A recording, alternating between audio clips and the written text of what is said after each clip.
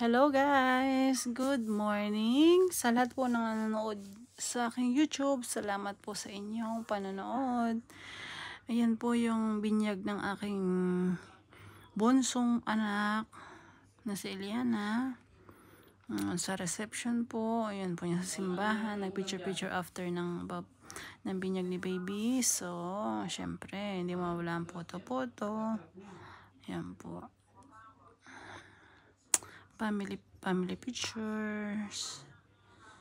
So, ayan. Taglamig po kasi nung bininyagan si Baby Bueno. Hindi na masyadong March po siya na bininyagan. Taglamig pa po dito yun. Pero, tapos na po yan. Nakaraan pa po yan. 5 months pa lang po dyan si Baby na bininyagan. Naisipan ko lang i-upload sa YouTube para bilang souvenir, di ba? Para makikita-kita niya.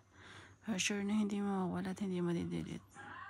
So, mapupuno na rin ang cellphone ko sa mga picture, kaya naisipan kong i-upload sa YouTube para makapag-delete ako ng mga pictures ko sa mga pictures and videos sa cellphone ko. So, in-upload ko dyan ng ibang mga pictures ng binyag. Yan po yung binyag ni Baby Eliana.